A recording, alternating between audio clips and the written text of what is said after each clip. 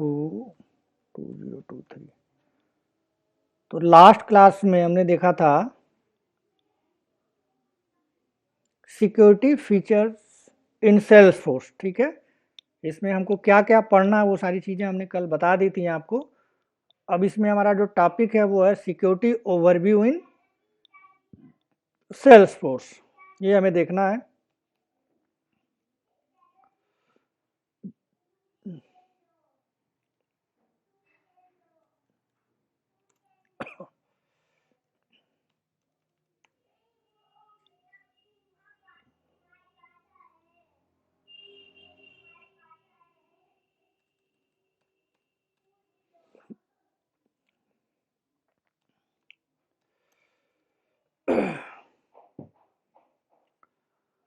अब security overview में कुछ लिखने से पहले हम समझते हैं कि सिक्योरिटी ओवरव्यू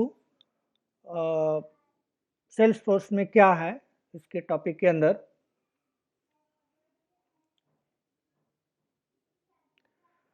जब हम सेल्सफोर्स के अंदर जब हम सेल्सफोर्स के अंदर कोई अकाउंट बनाते हैं, ठीक है, तो सेल्सफोर्स के अकाउंट के लिए स्पेस अलोकेट होता है, ठीक है।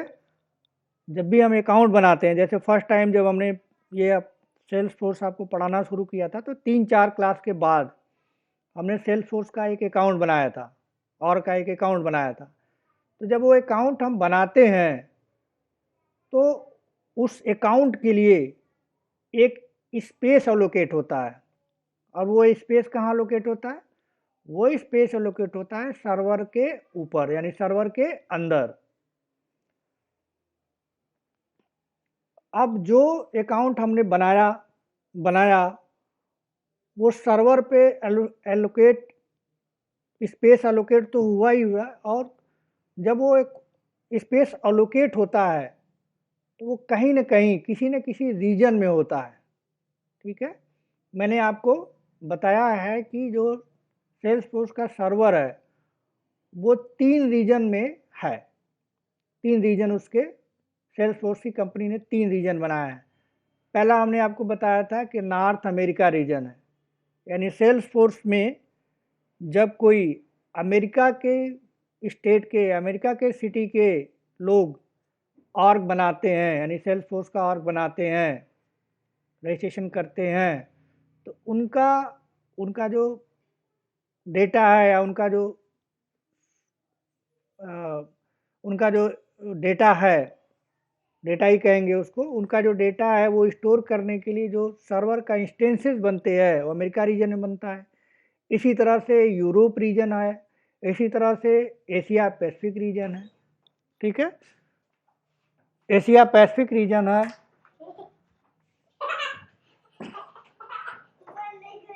तो अब जो हम लोग आर्क बनाते हैं, या तो वो जो हमने बनाया या तो वो अमेरिका रीजन में बना होगा, या फिर यूरोप रीजन में बना होगा, या एशिया पैसिफिक रीजन में बना होगा।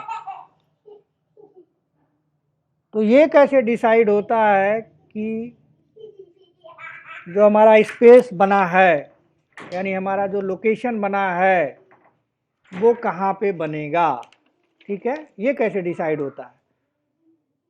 तो लास्ट टाइम हमने आपको बताया क्या था कि जब हम अकाउंट बनाते हैं तो उस अकाउंट में कंट्री नाम का उसमें नेम होता है, लास्ट नेम होता है, कंपनी का नाम होता है, और कंट्री का एक ड्रॉप डाउन होता है, पिक लिस्ट होता है। तो वहाँ पे हम सेलेक्ट करते हैं कि कंट्री क्या है, ठीक है। तो जैसे हमने जब अपना एप्लीकेशन बनाया था, सेल्सफोर्स का एप्लीकेशन बनाया था, या आपने बनाया होगा, तो आपने उसमें क्या डाला था? इंडिया डाला था, हर कंट्री का नाम उसके अंदर पड़ा हुआ है, डाला हुआ है। तो आपने क्या किया था? इंडिया डाल दिया होगा। हम भी इंडिया के हैं तो इंडिया डाले होंगे, अमेरिका वाला अमेरिका डालेगा। तो अगर हम इंडिया डालते हैं तो उस केस में हमारा जो सर्वर के लिए स्पेस एलोकेट होगा वो एशिया पैसिफिक रीजन में बनेगा। अब ये एशिया पैसिफिक रीजन के अंदर अलग अलग सर्वर्स होते हैं। जैसे मैंने आपको बताया था, जो हमारा एप्लीकेशन बना था वो AP 16 रीजन में बना था, यानी AP 16 नाम का जो सर्वर था, इंस्टेंस था, वहाँ पे बना होता। बन गया था, लास्ट टाइम हमने आपको दिखाया भी था। तो ये सब जो इंफॉर्मेशन है कि कहाँ पे सर्वर का, कहाँ पे हमारा ऑर्ग किस रीजन में बनेगा, ये जो है हम कैसे देखते थे, हम कंपनी नाम के, कंपनी इंफॉर्मेशन नाम का हमारे पास एक एरिया था, वहाँ पे जाके हम सारी चीज़ें देखते थे कि कहाँ पे क्या बना हुआ है, कैसे बना हुआ है, कितना स्पेस है, ठीक है, उसका जो है क्या आईडी है, वो सारी चीज़ें हमने देखा था। तो एक बार लॉगिन करके वो सारी चीज़ें एक बार रिकॉल कर लेते हैं, फिर आगे की बात कर रहे हैं।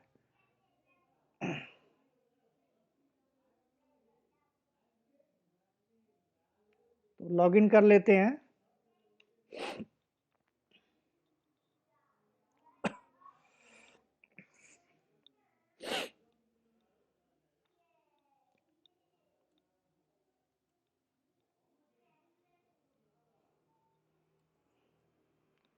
तो ये हमारा लॉगिन हो गया। अब इसमें हमें अगर सर्च करना है कि जो हमारा आर्ग है, जो ना हमारा अकाउंट है वो बना हुआ है, तो कैसे सर्च करते हैं। यहाँ पे हमने आपको बताया था कि यहाँ पे सेटअप में जाने के बाद आप क्विक फाइंड बॉक्स में जाके सर्च करेंगे कंपनी इंफॉर्मेशन। कंपनी इंफॉर्मेशन, ये आ गया कंपनी इंफॉर्मेशन, इस पर क्लिक करेंगे।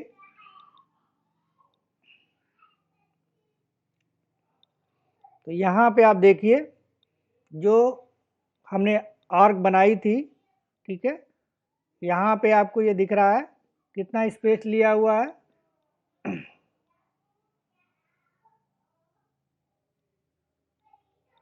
देखिए ये बना कहाँ पे है, AP 16 रीजन में बना है, AP 16 इंस्टेंस बना है। इसका आईडी क्या है, ऑर्गेनाइजेशन आईडी ये है 00D और ये लंबा सा, ठीक है। और इसके लिए स्पेस जो बना हुआ है, ठीक है, यूजर डेटा स्पेस 374 KB का बना हुआ, 7% व्यू दिखा रहा है आपको, ठीक है।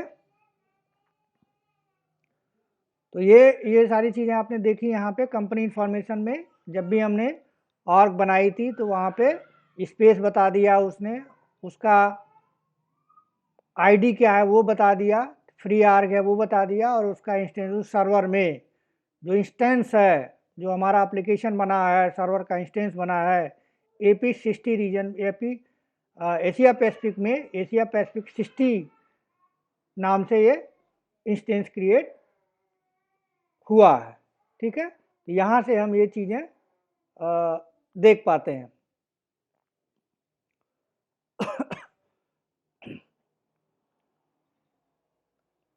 अब जब हमारा आर्क बनता है तो एक यूनिक आइडेंटिफिकेशन नंबर ही बनता है।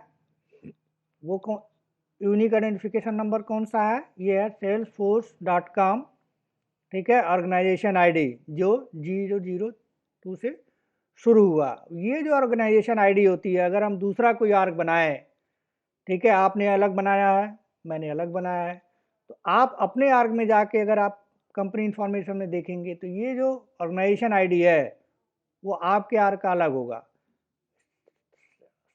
स्टार्टिंग के जो 3 डिजिट हैं 00D वो सबका सेम होगा, उसके बाद का जो है, ठीक है, तो जो 15 डिजिट का है, तो इसमें जो है लास्ट के शुरू के जो फर्स्ट 3 डिजिट है वो सेम रहेगा, उसके बाद का, ठीक है, और डिफरेंस रहेगा, आपका अलग होगा, मेरा अलग होगा। यानी सेल्स फोर्स के अंदर जितने भी ऑर्ग बनते हैं, ऑर्गेनाइजेशन बनता है, या हम क्रिएट करते हैं, अकाउंट हम क्रिएट करते हैं, सबका एक यूनिक आईडी होता है जिसको हम ऑर्गेनाइजेशन आईडी बोलते हैं, ठीक है। तो ये एक चीज़ हो गई।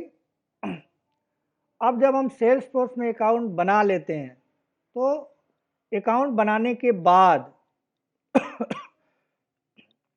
सेल्स फोर्स हमें कुछ ऑब्जेक्ट बना के देता है। सेल्स फोर्स क्या देता है, हमको कुछ ऑब्जेक्ट बना के देता है। उस ऑब्जेक्ट को क्या बोलते हैं, उस ऑब्जेक्ट को हम बोलते हैं स्टैंडर्ड ऑब्जेक्ट, ठीक है। यानी सेल्स फोर्स में जैसे ही हम आर्क बनाते हैं, कुछ बने बनाए हमें ऑब्जेक्ट मिलते हैं, उन ऑब्जेक्ट को हम कहते हैं कि वो ऑब्जेक्ट क्या है, स्टैंडर्ड ऑब्जेक्ट है। तो स्टैंडर्ड ऑब्जेक्ट कौन कौन से होते हैं? अगर बेसिक लेवल पे बात करें तो हम पढ़ चुके हैं, क्या क्या है। अकाउंट हमारा एक स्टैंडर्ड ऑब्जेक्ट है, ठीक। उसके बाद कॉन्टैक्ट है,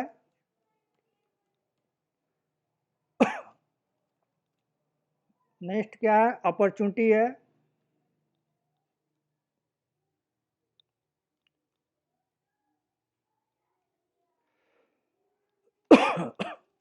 साथ में केस भी है,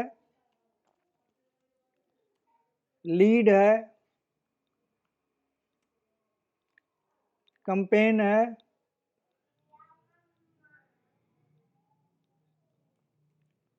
और सॉल्यूशन है।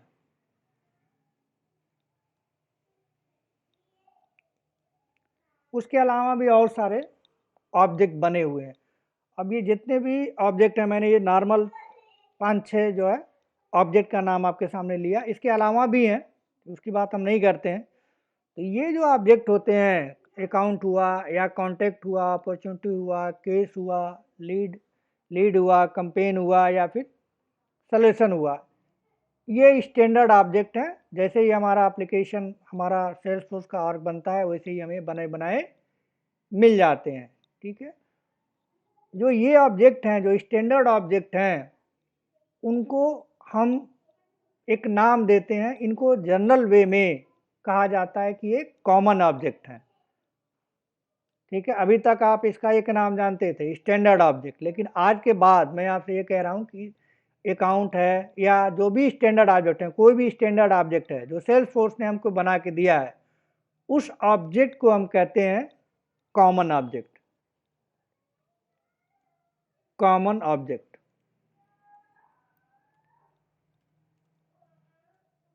तो आज के बाद आपको ये पता चल गया कि स्टैंडर्ड ऑब्जेक्ट को कॉमन ऑब्जेक्ट भी हम बोलते हैं। अब इस स्टैंडर्ड ऑब्जेक्ट को कॉमन ऑब्जेक्ट क्यों बोलते हैं, ये पहले बात है। और इसका क्या मतलब होता है बोलने का, और इससे सिक्योरिटी का क्या मतलब होता है। जो हम टॉपिक पढ़ रहे हैं, हमारा टॉपिक क्या है, सिक्योरिटी है।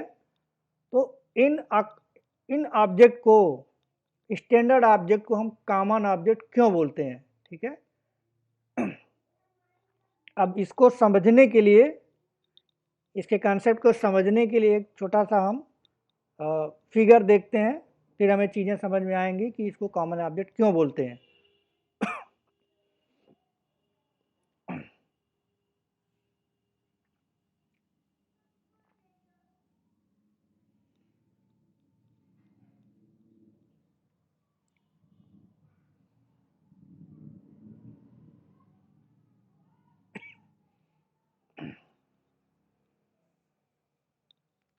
तो इसको समझने के लिए हम सबसे पहले एक फिगर बनाते हैं। मान के चलते हैं हमारे पास एक अकाउंट ऑब्जेक्ट है। क्या है, एक अकाउंट ऑब्जेक्ट है, लिख देता हूं मैं अकाउंट ऑब्जेक्ट।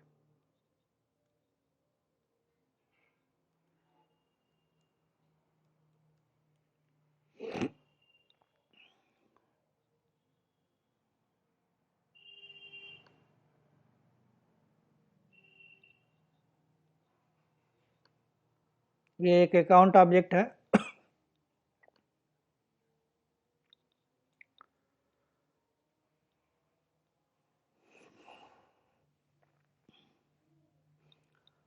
अब यहाँ पे बहुत सारे इस अकाउंट ऑब्जेक्ट के करस्पॉन्डिंग हम देखें तो यहाँ पे हम क्या कर सकते हैं, बहुत सारे हमारे पास ऑर्ग हैं, जैसे सेल्स फोर्स ऑर्ग हैं, छोटा छोटा लिखते हैं,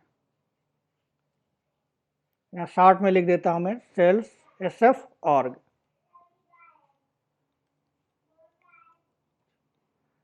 सेल्स फोर्स हमारे पास ऑर्ग हैं, ठीक है। अब ये सेल्स फोर्स ऑर्ग हो सकता है कि इंडिया में क्रिएट किया गया हो, किसी ने क्रिएट किया हो, मान लीजिए आपने क्रिएट किया है एक ऑर्ग, आपने क्रिएट किया है, ठीक है। दूसरा ऑर्ग हमने क्रिएट किया है, सेल्सफोर्स ऑर्ग एक हमने क्रिएट किया है। इंडिया में मैं रहता हूँ, आप भी इंडिया में रहते हैं, ठीक है। तो हमने इंडिया में रहते हुए आपने अपना आर्क क्रिएट किया, एक मैंने अपना आर्क क्रिएट किया। इसी तरह से कोई अमेरिका का बंदा है, उसने भी अपना एक आर्क क्रिएट किया है, Salesforce org.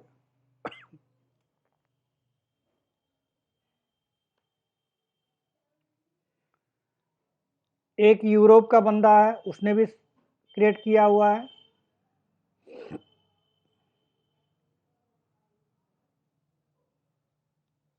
SF org. Europe में रहता है, इसने भी ऑर्ग क्रिएट किया हुआ है।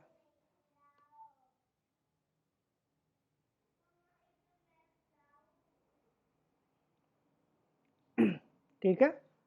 तो इस तरह से अलग अलग रीजन में लोग अलग अलग ऑर्ग क्रिएट किए हुए हैं।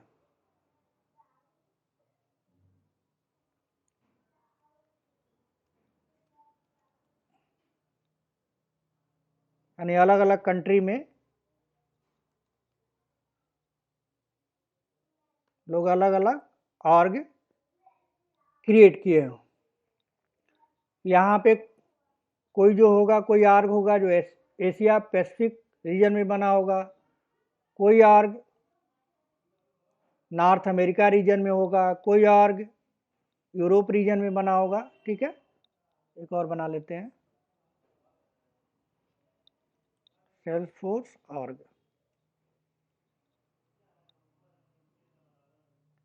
इस तरह से बहुत सारा ऑर्ग बना होगा।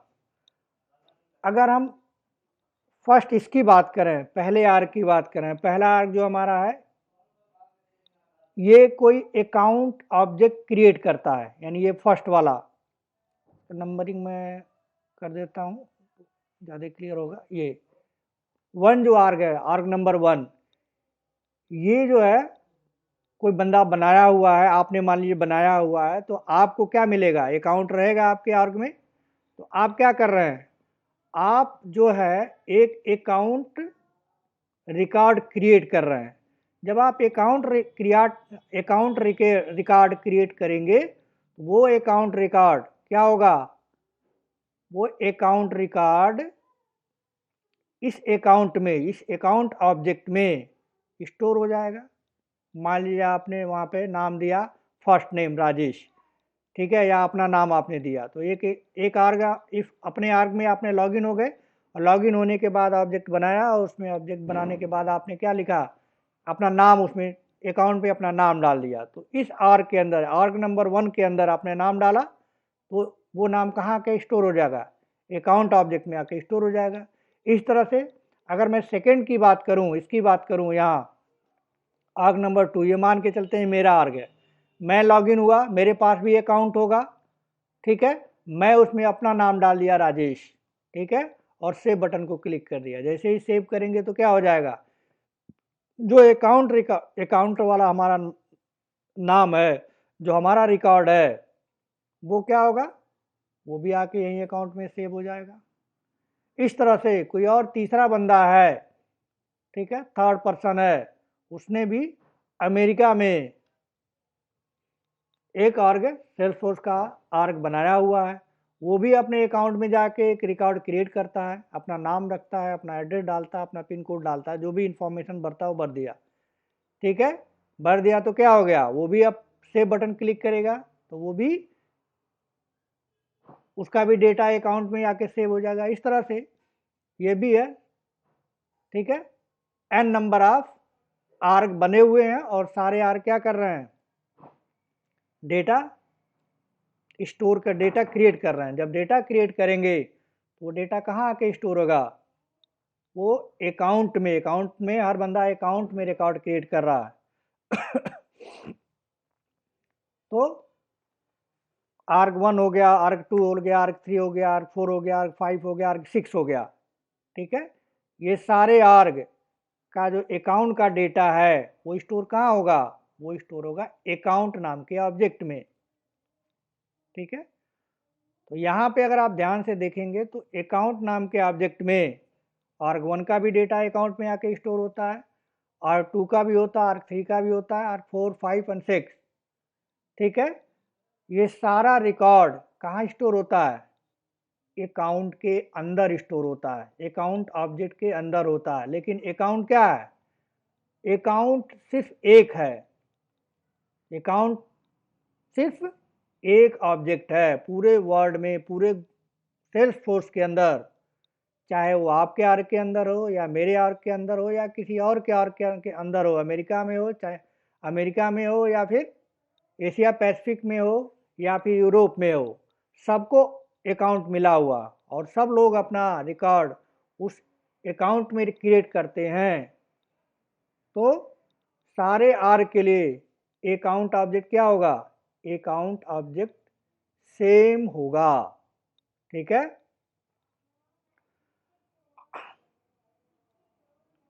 अगर मैं अकाउंट ऑब्जेक्ट में कोई रिकॉर्ड सेव करूंगा, ठीक है, वो सबके लिए क्या होगा?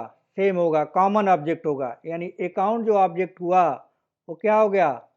कॉमन ऑब्जेक्ट हो गया फॉर ऑल द आर्ग। तो इसको हम क्या लिख सकते हैं? इसको हम लिख सकते हैं कॉमन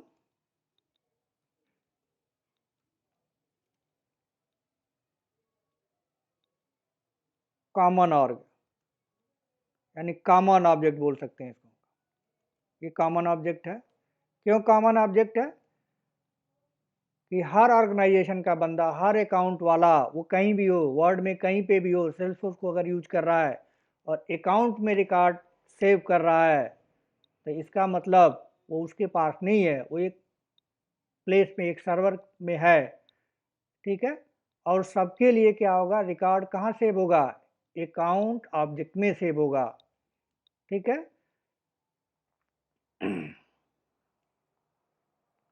अब यहाँ पे ध्यान से देखें तो arg1 में जो मैंने स्टोर किया है, यहाँ रिकॉर्ड मैंने डाल दिया, फिर आपने रिकॉर्ड डाल दिया। ठीक है, लेकिन जब हम रिकॉर्ड को देखते हैं, अगर आप लॉगिन हो रहे हैं और आपने अपना रिकॉर्ड डाला है, यहाँ पे सेव किया हुआ है, तो आपको आपका रिकॉर्ड दिखता है। यानी आपने एक रिकॉर्ड अकाउंट में एक रिकॉर्ड इंसर्ट किया है, सेव किया है, तो आप लॉगिन होंगे और आप अपने लॉगिन होंगे तो आपको आपका रिकॉर्ड दिखेगा। अगर मैंने अपना एक रिकॉर्ड क्रिएट किया है, मैं लॉगिन होऊंगा तो मुझे वो रिकॉर्ड दिखेगा। ठीक है, कोई और बंदा अमेरिका में अकाउंट में अपना रिकॉर्ड डाला हुआ है, रिकॉर्ड सेव किया है, ठीक है, वो लॉगिन होगा तो वो रिकॉर्ड क्या दिखेगा? उसको दिखेगा। बात समझ में आ रही है आपको?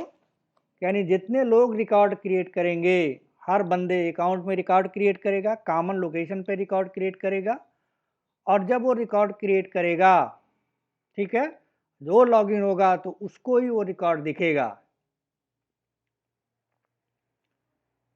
अब आपका जो रिकॉर्ड है, ठीक है, आपका रिकॉर्ड है, आपने अपना ऑर्ग बनाया है, आपका रिकॉर्ड मुझे नहीं दिखेगा और मेरा रिकॉर्ड आपको नहीं दिखेगा। ठीक है, अगर मैं अपना लॉगिन होके मैं उसमें कोई नाम, कोई रिकॉर्ड क्रिएट करता हूँ अकाउंट में, तो वो मुझे दिखेगा लेकिन आपको नहीं दिखेगा। लेकिन अगर आप कोई रिकॉर्ड क्रिएट करते हैं अपने आर्ग में, अपने लॉगिन होके, वो मुझे नहीं दिखेगा। यानी मेरा आर्ग में क्रिएट किया हुआ रिकॉर्ड सिर्फ मुझे दिखेगा, आपको नहीं दिखेगा, और आपका क्रिएट किया हुआ रिकॉर्ड सिर्फ आपको दिखेगा, मुझे नहीं दिखेगा। तो यहाँ पे आप देखा जाए, अगर ध्यान से अगर आप देखें इसको, ठीक है, ध्यान से देखें तो अकाउंट ऑब्जेक्ट तो एक ही है, एक ही अकाउंट ऑब्जेक्ट है, उसमें आप भी सेव कर रहे हैं डेटा, उसमें मैं भी सेव कर रहा हूँ डेटा। ठीक है, लेकिन जब आप लॉगिन होते हैं तो रिकॉर्ड आपको दिखता है, आपका रिकॉर्ड आपको दिखता है। मैं लॉगिन होता हूं तो मेरा रिकॉर्ड मुझे दिखता है। ऐसा कभी नहीं होता कि मेरा रिकॉर्ड आपको दिख जाए या फिर आपका रिकॉर्ड मुझे दिख जाए। तो ये पूरे वर्ल्ड में जो अकाउंट है या जो स्टैंडर्ड ऑब्जेक्ट है वो एक ही होता है। उसमें अलग अलग डेटा स्टोर किया जा सकता है अलग अलग लोकेशन से, 3 रीजन से, ठीक है।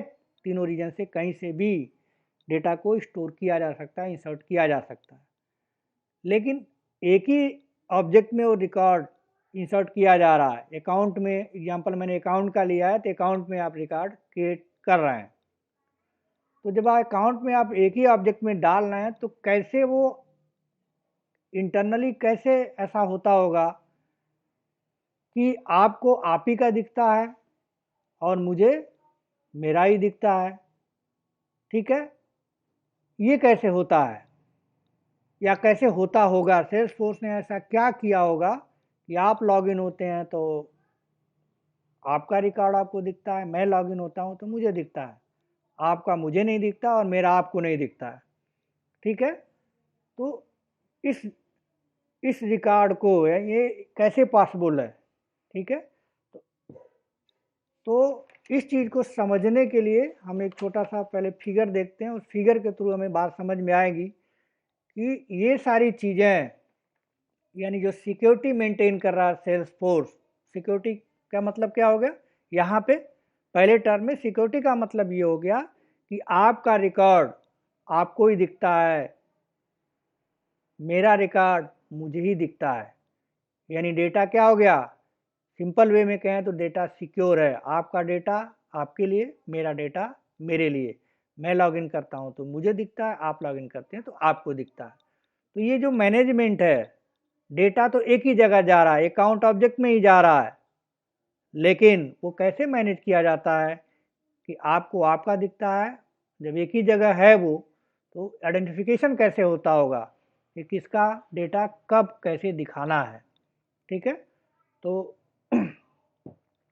उसके लिए एक फिगर और देखते हैं, हम चीज़ों को समझते हैं इंटरनल ये सारा काम कैसे होता है, सिक्योरिटी कैसे सेल्स फोर्स मेंटेन करता है। तो एक सिक्योरिटी की मैंने कल बात की थी, वो सिक्योरिटी था कि डेटा की सिक्योरिटी, यानी डेटा अगर आप स्टोर करते हैं सेल्स फोर्स में, तो सेल्स फोर्स क्या करता है, अलग अलग रीजन में रखता है और फिर आपको डेटा बैकअप के फॉर्म में रखता है, और जब भी आपको रिक्वायर्ड होगा वो डेटा सेल्स फोर्स आपको प्रोवाइड करेगा, ऐसा सेल्स फोर्स का दावा है किसी भी कंडीशन में, ठीक है। और दूसरी बात क्या हो गई? दूसरी बात ये हो गई कि ऑब्जेक्ट एक ही है, अकाउंट ऑब्जेक्ट एक ही है, लेकिन दुनिया के जितने भी लोग हैं पूरे वर्ल्ड में, कोई भी अगर सेल्स फोर्स में अकाउंट स्टोर करता है तो सबके लिए अकाउंट क्या होता है? सबके लिए अलग अलग अकाउंट नहीं होता, एक ही अकाउंट है। उसी अकाउंट में कॉमन है, कॉमन ऑब्जेक्ट है अकाउंट सारे और के लिए, चाहे आप इंडिया में बनाते हैं चाहे विदेश में कहीं बनाते हैं, पूरे वर्ल्ड में कहीं भी बनाते हैं, उस अकाउंट में यानी जो कॉमन ऑब्जेक्ट है वहीं पर डेटा स्टोर सेल्स फोर्स करता है, ठीक है। और फिर एक सिक्योरिटी, इंटरनल बैकअप सिक्योरिटी के थ्रू वो क्या करता है, सारे रिकॉर्ड आपको दिखाता है। कहीं पे भी कन्फ्लिक्शन नहीं होता है कि आपका रिकॉर्ड मुझे दिख जाए और मेरा रिकॉर्ड आपको दिख जाए, ठीक है। तो ये सिक्योरिटी सेल्सफोर्स कैसे मेंटेन करता है, देखते हैं ज़रा। मान के चलते हैं कि हमारे पास एक सर्वर है, मैं यहाँ पे सर्वर बना लेता हूँ।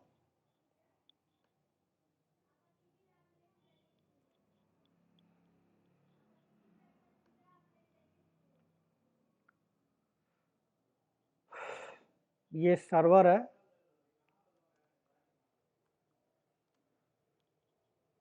अब ये सर्वर मान के चलते हैं कि एशिया पैसिफिक का है, ठीक है। यहाँ पर मैं लिख देता हूँ एशिया पैसिफिक, यानी इंडिया का सर्वर है, एपी सर्वर है। अब मैंने आपको पढ़ाया था कि एपी सर्वर में, एपी सर्वर इंस्टांस में, ठीक है, जो इंडिया पैसिफिक सर्वर है उसमें बहुत सारे ऑर्ग बनाए जा सकते हैं। मैंने आपको पढ़ाया था कि उसमें कितने ऑर्ग रख सकते हैं हम? 8000, 8000 ऑर्ग रख सकते हैं, ठीक है। तो एपी सर्वर में बहुत सारे ऑर्ग बनाए गए हैं, तो वो मैं यहाँ पे एक ऑर्ग बना देता हूँ।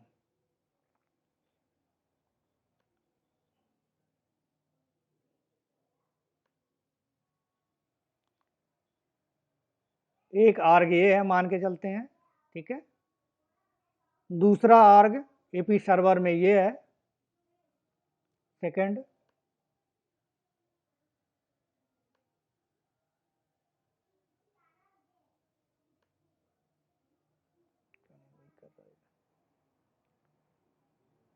ये दूसरा हमारा हो गया, दूसरा आर्ग है, और एक ये हमारे पास तीसरा आर्ग है। 3 आर्ग है मान के चलते हैं हम। लेकिन एपी सर्वर में कितना बन सकता है, सेल्सफोर्स ने कितना बताया है, 8000 आर्ग रखे जा सकते हैं एक इंस्टेंस में, ठीक है। तो यहाँ पे ये आपका हो गया सेल्सफोर्स आर्ग, पहला आर्ग हो गया। अब जब सेल्सफोर्स का आर्ग बनेगा तो उसकी कुछ न कुछ आईडी होगा, ठीक है। वो आईडी अभी आपने दिखाया है मैंने आपको, salesforce.com आईडी अभी आपको बताया है कि उसके अंदर क्या होता है। जब आर्ग बनाते हैं तो आप कंपनी इंफॉर्मेशन में जाके आप अपने आर्ग का आईडी देख सकते हैं, ठीक है। यहाँ पे देखिए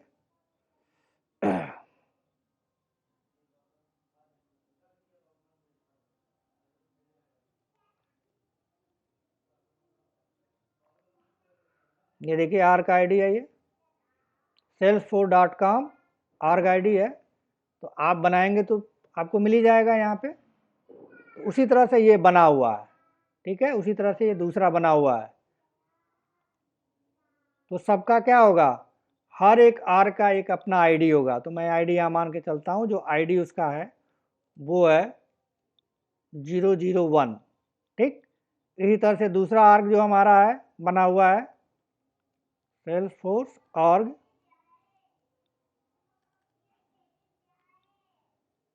इसका आईडी है, ये बना होगा तो इसका भी आईडी होगा। ये मान के चलिए आपका है, तो आपकी आईडी है 002, ठीक। और ये पहला मेरा है, दूसरा आपका है, तो दोनों का आईडी अलग अलग होगा। जब आर्ग बनता है तो आईडी बनता है, ऑटोमेटिक सेल्सफोर्स बनाता है। अब इसी तरह से तीसरा भी है, एक आर्ग और है, इसका भी कुछ न कुछ आईडी होगा। इसका आईडी है 003, ठीक है। ये तो हो गया कि हमारे सर्वर के अंदर 3 आर्ग हैं, तो तीनों की अलग अलग आईडी होगी। अब दूसरा जो है हमारे पास एक डेटाबेस सर्वर है। डेटा को स्टोर करने के लिए डेटाबेस सर्वर भी होगा।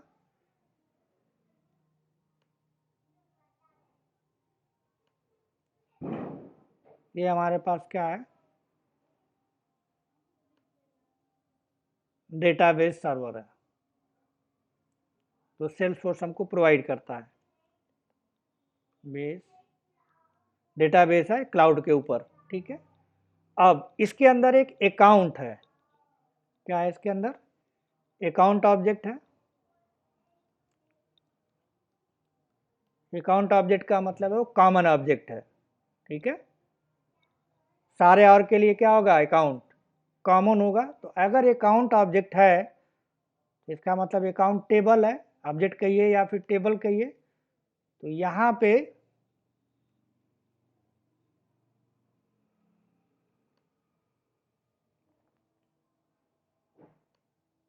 अकाउंट ऑब्जेक्ट है।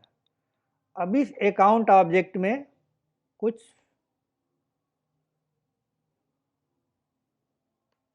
कॉलम्स हैं। पहला कॉलम्स है, मान के चलते हैं पहला कॉलम्स है हमारे पास आईडी, ठीक है। तो दूसरा कॉलम है वो है नेम,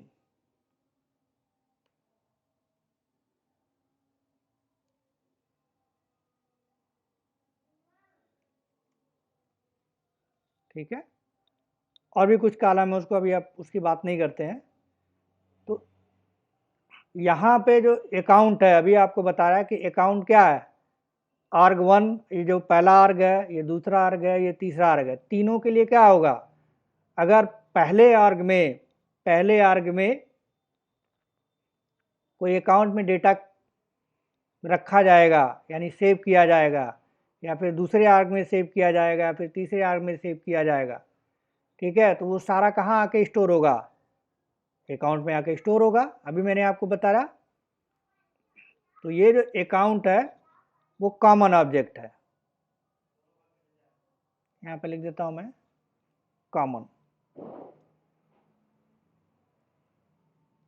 कॉमन फॉर ऑल आर्ग।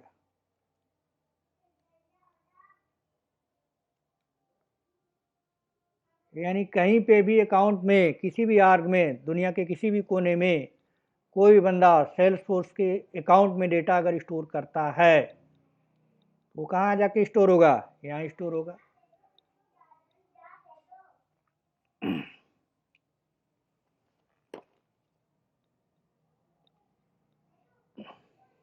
अब आर्ग 1 जो है हमारा, यानी जो हमारा पहला ये है, इसको नंबरिंग कर दूं तो बेटर रहेगा। 1 इसको कर देता हूं, इसको 2 कर देता हूं, आर्ग 2 है ये थर्ड जो हमारा आर्ग 3 है, ठीक है। तो एक आर्ग के अंदर आप जानते हैं कि एक आर्ग के अंदर बहुत सारे यूजर बनाए जा सकते हैं। अभी यूजर बनाना आपको बताया नहीं है मैंने, लेकिन आगे मैं एक दो टॉपिक के बाद बताऊंगा कि एक ऑर्गेनाइजेशन के अंदर बहुत सारे यूजर बनाए जा सकते हैं, ठीक है। जैसे आपने जब ऑर्ग बनाया था तो आपको एक यूजर मिला था सिस्टम एडमिन, वो भी एक यूजर है जिसके पास सारा परमिशन होती है। उसी तरह से आप एक ऑर्ग के अंदर और भी यूजर बना सकते हैं। तो मान के चलते हैं कि ऑर्ग 1 के अंदर एक यूजर है, ठीक है, आर्ग के अंदर भी एक यूजर है,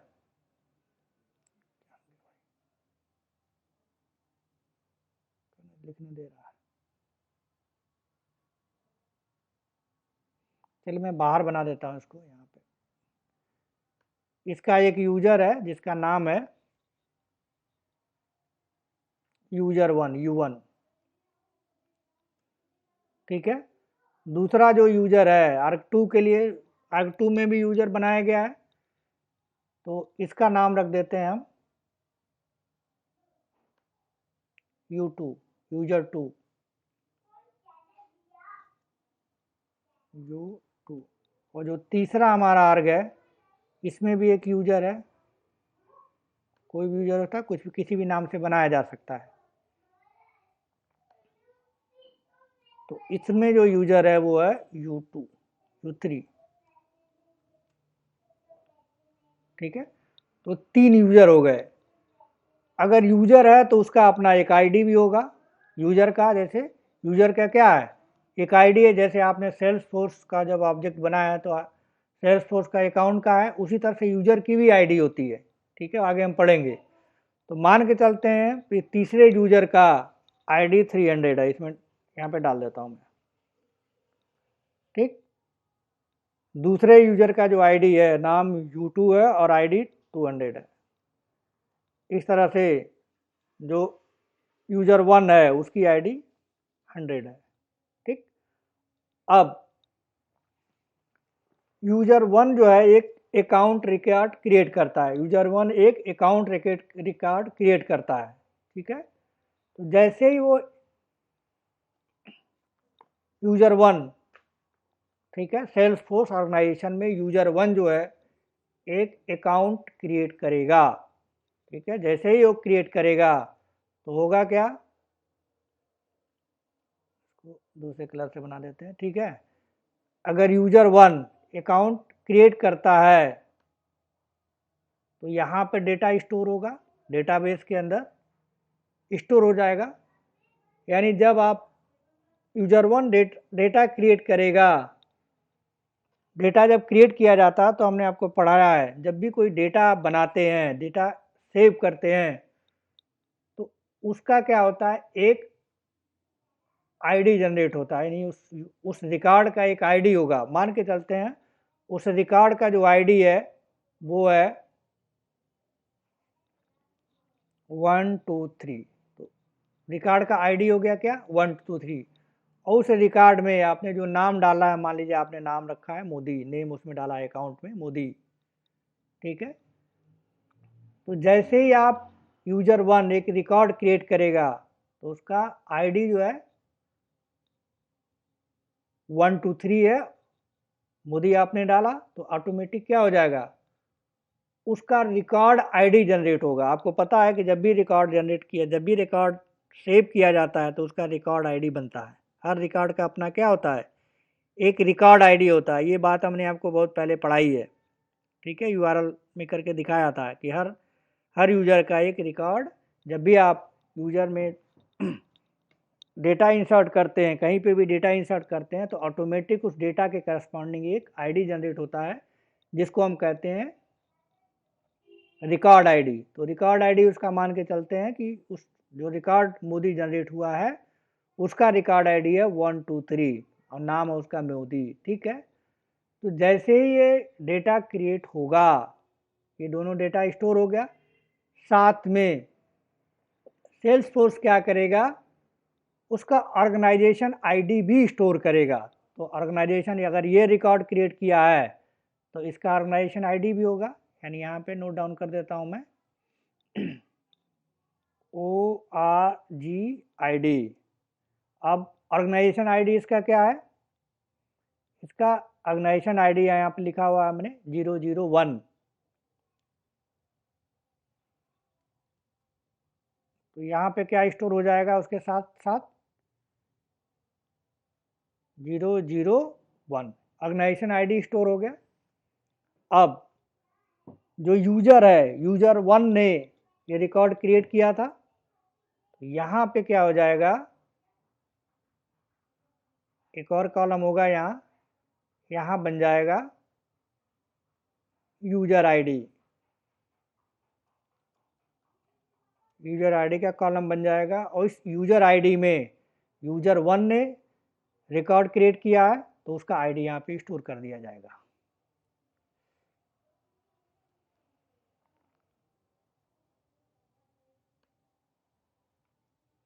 ठीक है, तो किसने क्रिएट किया, ये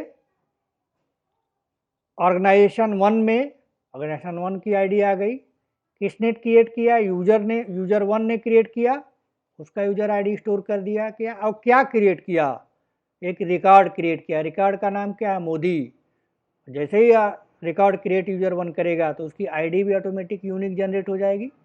ठीक है, तो ये आपका क्या हो गया, एक कंप्लीट रिकॉर्ड हो गया यूजर 1 ने। इसी तरह से ऑर्ग 2 ने एक अकाउंट रिकॉर्ड जनरेट किया,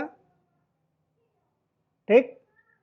जैसे ही यूजर 2 ने भी क्या किया, एक रिकॉर्ड ये यूजर 1 ने भी जैसे क्रिएट किया वैसे यूजर 2 भी क्रिएट कर सकता है। तो ऑर्गेनाइजेशन 2 में जो यूजर 2 है उसने एक रिकॉर्ड क्रिएट किया, मान लीजिए उसका नाम, रिकॉर्ड का नाम रखा मोदी या योगी, योगी क्रिएट किया। तो जैसे ही योगी वो डाल के सेव करेगा, रिकॉर्ड योगी डाल के सेव करेगा तो उसका रिकॉर्ड आईडी जनरेट हो जाएगा। तो वो रिकॉर्ड आईडी यहाँ पे सेव हो जाएगा, यहाँ आईडी वाले कॉलम में। तो इसको मान के चलना है कि इसका रिकॉर्ड आईडी है 2 3 4 हो गया।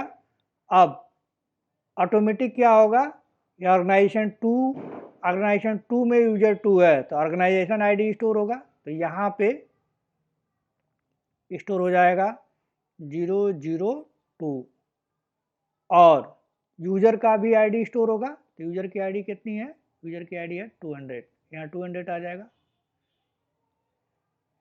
ठीक, अब तीसरा जो यूजर है ये वाला थर्ड यूजर, इसने भी एक रिकॉर्ड क्रिएट किया। ठीक है, जैसे ही वो रिकॉर्ड क्रिएट करेगा अकाउंट में, ऑर्ग 3 के अंदर अकाउंट में जैसे ही रिकॉर्ड क्रिएट करेगा वो डेटा कहाँ स्टोर होगा, डेटाबेस के जो कॉमन एरिया है, जो कॉमन अकाउंट एरिया है वहाँ पर स्टोर होगा। तो यहाँ पे जैसे ही उसने क्रिएट किया, मान लीजिए उसने नाम रखा उसमें अकाउंट में अमित स्टोर किया, जैसे ही अमित वो डाल के सेव करेगा उसका एक रिकॉर्ड आईडी बनेगा। वो रिकॉर्ड आईडी यहाँ पे जाके स्टोर हो जाएगा। ठीक है, मान के चलते हैं 345 है उसका रिकॉर्ड आईडी। ठीक, अब ऑर्गेनाइजेशन आईडी यहाँ पे स्टोर की जाएगी ऑटोमेटिक। तो ऑर्गेनाइजेशन आईडी इसकी क्या है, 003।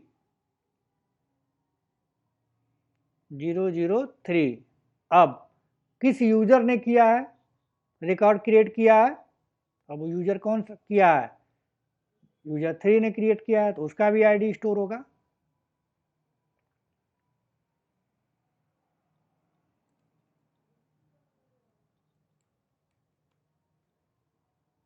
उसका आईडी आ जाएगा अकॉर्डिंग टू द फिगर 300। तो ये क्या हो गया। अब यहाँ पे अगर आप ध्यान से देखें तो 3 यूजर हैं और तीनों अलग अलग कंट्री में हैं। ये अलग कंट्री में यूजर हो सकता है, अलग कंट्री में हो सकता है, अलग कंट्री में हो सकता है, या फिर एक ही कंट्री में हो सकते हैं। लेकिन ये ऑर्गेनाइजेशन आपका हो सकता है, ये मेरा हो सकता है, या किसी और का हो सकता है। इसमें एक यूज़र बनाया गया है, इसमें 2 यूज़र बनाया जा सकता है, इसमें 3 यूज़र बनाया जा सकता है। यानी हर ऑर्गेनाइजेशन में मल्टीपल यूज़र हो सकते हैं। हमने एग्जाम्पल एक ही यूज़र का लिया है, ठीक है, फिगर को सिंपल रखने के लिए। लेकिन एक यूज़र में, एक ऑर्गेनाइजेशन के अंदर बहुत सारे यूज़र बनाए जा सकते हैं। User 1, user 2, development user, testing user, ये यूज़र बहुत सारे नाम से बनाए जा सकते हैं। इसी तरह से ऑर्गेनाइजेशन, सेल्सफोर्स ऑर्गेनाइजेशन में, इसमें भी सेकेंड ऑर्गेनाइजेशन में बहुत सारे यूज़र बनाए जा सकते हैं, इसमें बहुत सारे यूज़र बनाए जा सकते हैं। ठीक है, और लेकिन वो सारा यूज़र का डेटा, जो भी ऑर्गेनाइजेशन के अंदर का डेटा है, वो एक कॉमन प्लेस पे स्टोर किया जाएगा। अगर यूज़र सेल्सफोर्स ऑर्गेनाइजेशन 1 में अकाउंट रिकॉर्ड में कोई डेटा स्टोर किया जाता है, तो वहाँ स्टोर नहीं होगा, वो अकाउंट में स्टोर होगा। ठीक है, उसके साथ उसका आईडी स्टोर किया जाएगा, उसका ऑर्गेनाइजेशन आईडी स्टोर किया जाएगा, किस यूज़र ने वो रिकॉर्ड क्रिएट किया है उसका यूज़र आईडी स्टोर किया जाएगा।